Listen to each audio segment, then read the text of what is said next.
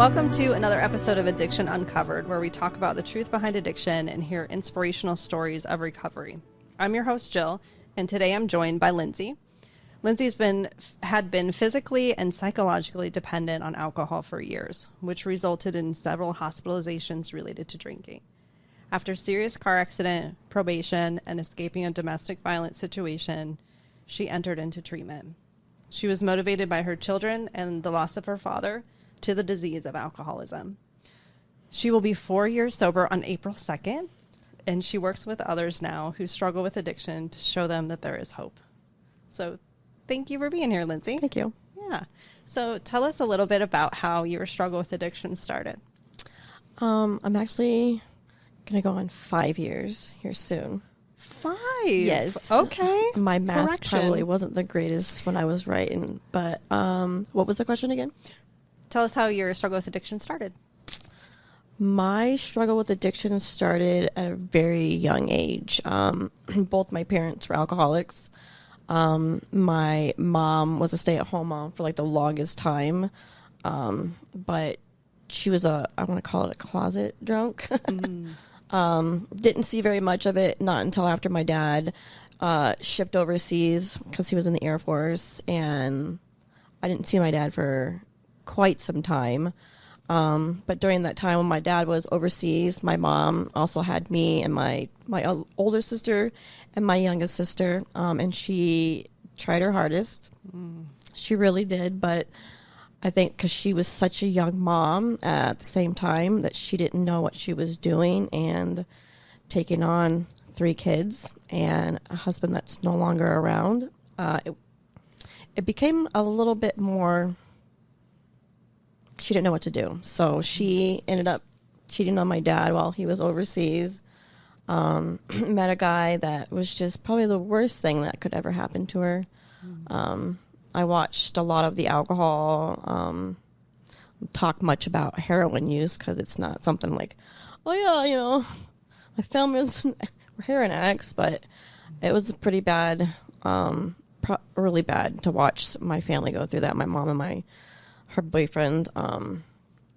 My sister Crystal is the oldest. She pretty much took care of me and my youngest sister, so she got to witness my mom not being around a lot. Sometimes my mom would be missing for a couple of days. The longest was like 2 weeks. We had our neighbors take care of us across the street.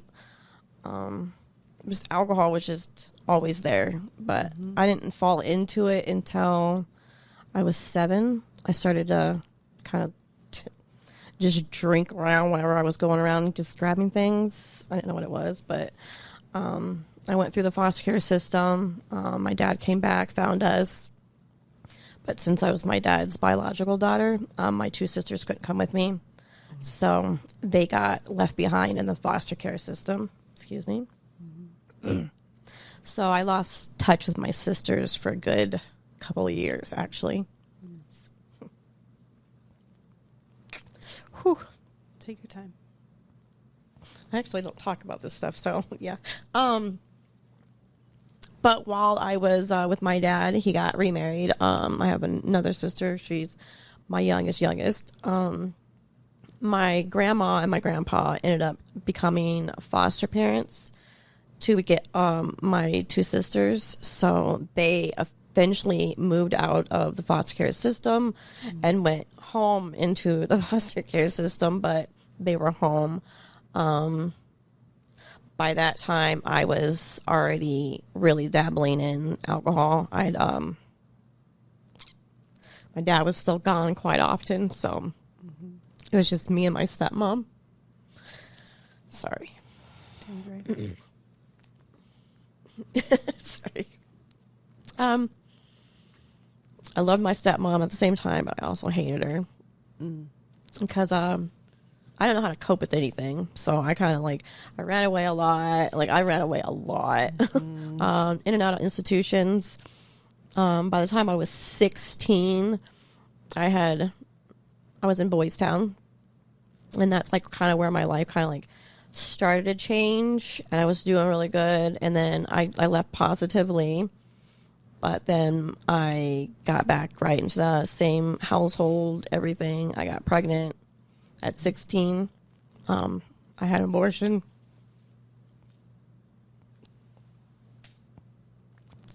I was homeless up until about like 18 years old. And then I met my husband. No longer my husband. But I was 18 when I got pregnant with my daughter. I was 19 when I had her. 3 months later, I found out I was pregnant again after I had just had her. Oh, goodness. Yep, and I just got married. So I have 2 kids. They're 2 teenagers. I have an 18-year-old and 17-year-old. So I became a mom, a stay-at-home mom, and that cycle just kind of picked up off of my mom and went straight to me. I drank a lot.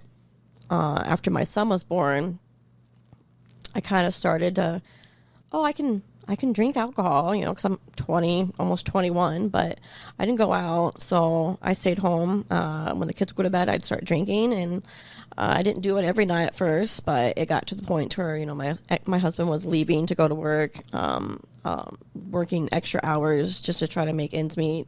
We had purchased our own home. It was having issues with it. And then my mom and my sister became homeless. So I ended up taking in my mom and my sister. So I have my mom and my sister, who's 16, and my kids and my husband. That's a lot. Yeah, but I wasn't even 21 yet. So I lost myself. Mm-hmm. Well, and I just think, too, the amount of chaos that you had been through up until that point, most people don't experience that amount of chaos in their lifetime. And you were just still a baby, trying to figure this out. And so now to try to take care of not only your own family, but help your other family, it's hard. And I think, too, like the situation that you were shown, I'm sure everyone was doing the best they could with what they knew and what they had, right? But there wasn't this like plan book laid out for you to say, oh, that's what that should look like. You were just in survival mode from the beginning. Yep. So no wonder this was a struggle for you. Yeah, it was really bad. Yeah. So, okay. So I just wanted to validate that because, again, there was no example laid out for you on how this should all look. We never know, but still yours wasn't set up for success to begin with. So here we are. We've got your family. You bring in your mom and your sister to keep them off the streets. Yep. And then you lost yourself, you said. Yep. My sister, my oldest sister, she moved away. She became a really bad alcoholic. I think then I felt like I had nobody. I was like raising everybody around me. You became the mom, right? I didn't know how to do bills. I've never done any of that. I've never lived on my own. I never did any of that. I think the only thing I had was my car. So my car was like the only thing that was like, woo. What kind of car was it? It was a Dodge Stratus, a 1999 Dodge Stratus. Awesome. What color? It was white. Oh my gosh. It's probably just your most prized possession. Yeah, it was at that time. But I don't know. I just grew up in school. I went to Boys Town. It was like probably the best thing that like taught me to finally like get some grounding of like there's your structure, and as long as you're staying with that little bit in your mind, you can actually like. I just kept getting grounded. I kept getting grounded. So like I'm like, okay, I can do this. So I started to like get better at doing things, but still at the same time I didn't trust anybody around me. My ex-husband's family was amazing. I met my husband when he was going through a really rough time in his life. He had just lost his brother the year before that. But even then, it was kind of like we both met each other while we were like, I think you want to call it like trauma bonded. But it wasn't like a trauma bond that was between me and him. But I think I met him at the perfect time. But I didn't know how to be a mom. I didn't know how to discipline very well. I didn't know how I didn't know how to do any of that, but I made sure that my kids were fed. I made sure that they're going to the hospitals. I made they're going to school. I mean, I made them late sometimes, but I always want to do things that my mom didn't do. I made home breakfasts in the morning. I packed their lunches for school. Like, I thought I was doing what I was supposed to be doing, but I was still drinking every night. And it got to the point where, like, I was going to give it up for Lent. I'm like, okay, I think if you're giving up for Lent, I think you've got a drinking problem. Yeah. And I never stopped. Like, it came from drinking every other night to drinking holidays. There was an excuse as to why I want to drink. And then it became, I had to have it. Like, it got to the point where, like, I've got a problem and I don't want anybody to know. I didn't want to quit. I thought I could do it on my own. I thought I could do all of that, but I couldn't. I literally could not do it at that point. There's a point in my life where I don't want to discuss on the podcast because it's not something that's not who I am. That's not what I wanted to be. But where I'm grounded now is where I'm still learning. So, Yes.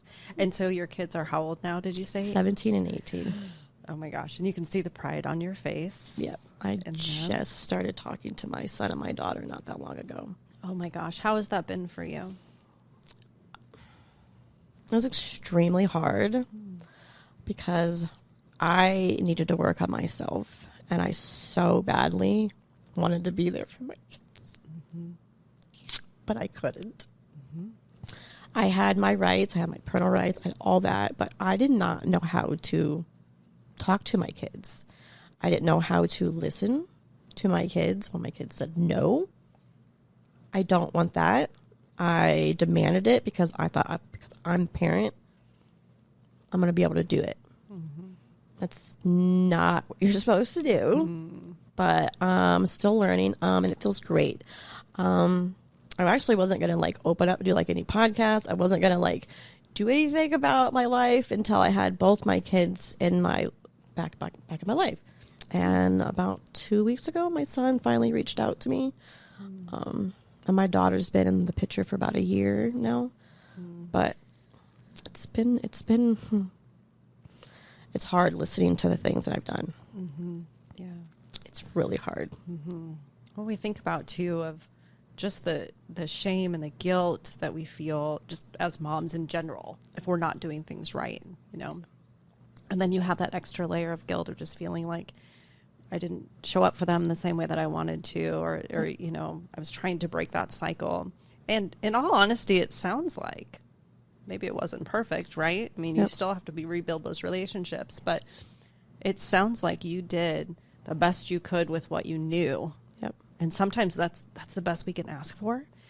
And the fact that your kids are in your life and are starting to get curious and starting to rebuild that relationship, that shows that you mean a lot to them.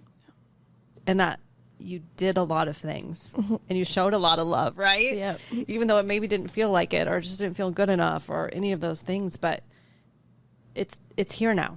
Yep. And so sometimes I like to ask, like, what's the best thing about sobriety for you? I could guess one of them is being able to have a relationship with your kids. Yep. Best thing about sobriety is right now, I can identify a lot of things that I did wrong as a mom, as a sister, but more importantly, myself. For me, I didn't take care of my needs first. I took care of everybody else. I didn't know who I was. I didn't have an identity. I did not know who I was. I took care of everyone else, but I didn't take care of myself. So the best part about me being sober now is I can actually tell my daughter and I can tell my son, look, live your life while you can. Don't get married. Live on your own for an hour, like a year. Do whatever you need, but don't wrap yourself into that whole, you have your rest of your life to do that. Like you're those years are going to go by so fast is what I say. I'm like, now I'm like almost 40 and it's just like, I'm still learning everything. And I don't know what I would do if I didn't have sobriety right now. I don't know how I don't know where my kids would be. I don't. I don't. And I'm glad that I can see a lot of the things that I need to work on. I have a lot of work to do still. But So you're almost 5 years sober. yep. Okay. Gosh, a little less than a month. Yep. April 2nd, 2020. 2021. Yeah. Yeah. I don't do math either, so don't No, worry. I no. wouldn't know how to correct you anyway. Yeah. That was kind of crazy how I got into that one. I got arrested. Sorry. Yeah, no, please tell us more about where did the stopping point come in?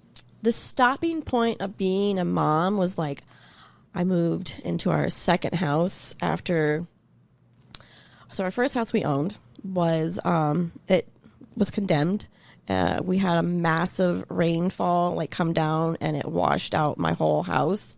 So I think it was 2017. I'm not exactly sure what year, but my family lost everything. My kids lost everything. And we had just paid off, going through medical bills for my daughter's issues of her being sick. And I started working, and then poof, the house was gone and we had nothing. And so what brought me to Plattsmouth is because we rented a house out there. Once we got settled in that town, we picked up a new rhythm. We were having everything that was normal. Kids were going to Catholic school. I had that mom phase back on. I wasn't drinking really bad, but I was still actively drinking, and it didn't quit. But I think as the years came on, I still didn't know who I was. I didn't know how to manage housing, cleaning, working, doing all that stuff, and still trying to be a wife, and still trying to tell my kids, no, you're not supposed to be doing those things. But I was a hypocrite when it came to a lot of that. And I got resentful. I got extremely resentful with my ex-husband because he was gone a lot. Hunting, fishing. I mean, when we would go on family trips, I was still watching the kids while, he's fishing or hunting and stuff. Yeah, it was fun and enjoyable, but I didn't relax. I never got that moment to take a deep breath and become who I was. So I don't know where I lost myself and everything. I don't understand how I did, but I got bad to the point where I chose alcohol over my kids and my husband. I left. And that's when my world I lost everything. It's probably the worst time of my entire life. All I could think about was my kids, but it was 2018, 2019. I became probably the worst alcoholic I've ever been in my entire life. I couldn't eat. I couldn't do anything. I couldn't take care of my kids. I couldn't take care of myself. I literally did not eat anymore. I stopped eating. I was homeless. This is the one part that I don't talk about, but it's I have to kind of I was prostituting myself for alcohol. Who does that?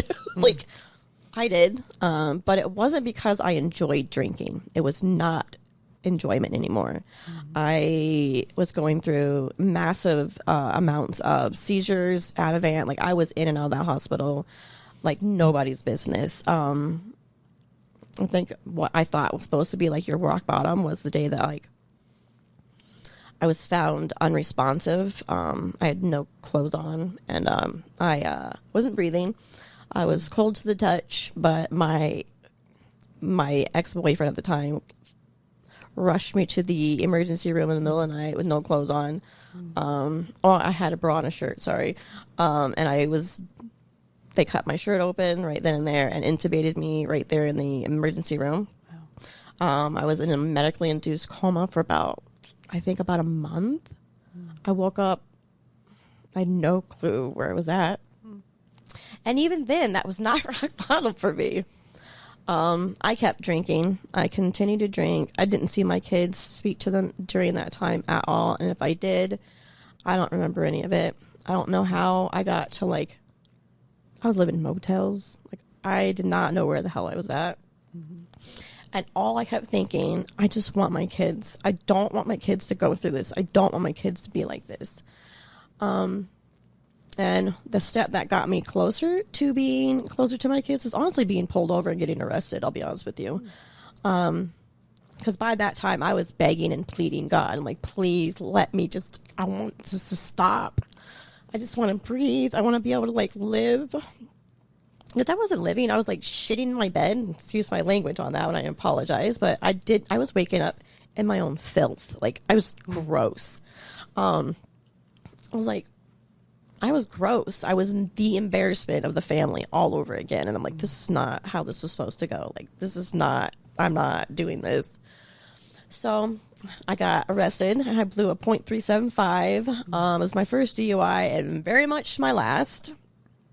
And then I went to the Stevens Center because I failed probation because I couldn't stay sober. So I had to go and get treatment. I had to get medically weaned off of alcohol because my seizures and all that stuff. So that's when I started to find who I was going to the Stevens Center. I was only supposed to be there for 6 months, but I did not want to leave. I did not. That's how good it was, huh? I told myself I need more time. I can't go. I didn't want to go into a sober living, and I chose not to because I knew the moment I left, I was going to go right back to something. I don't know what it was, but I said, no, I'm not doing it. You had seen it before. Oh, you yeah. had done it before, so you First knew your hand. patterns, right? Yeah, and I was like, nope, I'm not doing it. Probation officer was like, no, you need to leave. And I'm like, I don't need to leave. I'm going to stay here because I'm not going. So I stayed another 6 more months. I continued to work there at the Stevens Center. I was in the kitchen, and I loved it. I moved back out, and that's when I got, like, big boo-boo. I probably shouldn't have dated the guy that I was still having issues with because I had to start all over again. Yeah. Still sober, though. I maintained that sobriety no matter what, but he was not a very good person. I found out things that I did not want to find out. Being sober, I saw more things, more red flags, and I almost got kicked out of the Stevens Center because of him, because I did not want to be like, oh, stay in your room. Don't leave in the middle of the night. What? Who does that? And I almost lost it all because of this, my they call it dry drunk. Tell us about that. I had no clue what that was. I've never understood it. And my mom was like, you're a dry drunk. And I'm like, I don't even drink. It's your behavior that's making you that dry drunk. You have to change your behavior. I didn't understand it. I had no clue. And that's when I got tired. I called my former Boys Town teacher and I was like, look, I'm homeless. I chose to be homeless this time. And she's like, oh, why did you do that? I'm like, because I already know what's going to happen. If I continue to stay in this house and if I continue to pay the bills, I'm going to lose everything all over again. So I called her. She goes, this is where you need to go to Lutheran Family Services, Dana Village, Dana College. That's where I used to went to college. And I was like, she's like, okay, Lindsey, but I know it's really far from you. And I'm like, I'll do anything right now. So I moved. I didn't tell anybody. I was starting to pack my house by myself without no one knowing, which was weird because I was a very sociable person. I shut myself off from the world. I was headstrong. I had a storage unit and nobody knew I had anything in it. I had put an application in like 6 months prior to that, and it was just trying to like keep that quiet. It was so hard because I have a big mouth. So I literally had this apartment that I was like waiting to get the okay to like, hey, you could move. I had my car paid off. Like I was still sober, and I had like this guiding light that, you know, my kids are going to be like, oh my God, I don't want my mom to be an embarrassment anymore. I didn't want to be that. So, but I also thought, okay, I can't do it for my kids. I literally can't. I don't, and it sounds really sad, but most people lose themselves because they have kids. They stay attached and they can't like, what's that word? Detach, because it's your family. But I learned that if I was going to make it, I was going to leave then and there, and I had to go. I got approved, and literally in the middle of the night when I found out, I dipped out. I took my animals and I left, and I never went back. And I've been with the Stephen, LFS since February 3rd, 2024. No, 2025. Yeah, my boss was supposed to be there to help me out, but she broke her leg the day before, so whatever. It's okay. I suppose it's fine. But yeah, and I love it out there. I've had my first apartment. I've never lived on my own, so I was like, woohoo! Oh, what's up, bud? No alcohol, but I got it. I got a job out there, nearly like Dollar General. But it was something. And then I got a really bad infection in my mouth because my years of drinking kind of finally caught up to me. But I was getting help from emergency rental assistance because of my domestic violence. So, and my probation officer, because I already graduated, I did graduate, and I told him everything. He's like, just stay out there. Don't do anything stupid. And I'm like, I'm not. But I didn't know how to, like, talk to you about it. I reached out to Lutheran Family Services on my own to get a therapist. I had no clue those two were together. Like, I didn't know they were working in the same team. So I was like, I think I'm in the right mission right now. So, but ever since I've moved in, things have just like kind of like fallen into place. I had to let it go. I had to let it be and just let my boss and everyone else take care of things, because I have a horrible time not taking control. So I have a lot less worry. A lot. I'm starting to gain my hair back. So stress is a killer. I'm not super thin railing anymore, so I look healthier, but I still have a lot of learning to do. And I want people to know that, like, there is a light at the end of the tunnel, but you really have to push yourself. Like, you have to dig so deep. Like, even to take a shower, you have to do it. Brush your teeth, you have to do it. You have to go take those pills. You have to get evaluated. You have to figure out what's wrong with you. And you can't worry about everybody else. So I'm still learning that, though. I'm really still learning that. I don't know where I would be without my support system. Like, having who I have now in my life at LFS has just been... I'm glad I work with women. I like to have that criticism. I want to know what I'm doing wrong, because I don't know what I'm doing wrong. I may think I do, but I don't. So, I mean, I just want that support system to, like, you can freaking do it. I almost said the F word again. That's okay. But it's hard. It's extremely hard. It sounds like you have some amazing supports, and it sounds like even in the midst of really, really difficult times, and not just one time here or there, years of difficult times, that you still found the hope and the strength and the will to reach out and to ask for help. Yeah. So my last question to you is, you kind of mentioned a little bit about finding yourself and who you are. And we never really know for sure. We're never at the end of the journey where we say, this is who I am now. Done. We're always growing, right? Yep. So you said that that's not who you are, and you're finding who you are. So who are you? Well, I used to wear a lot of makeup. I made myself presentable. I enjoyed how I looked.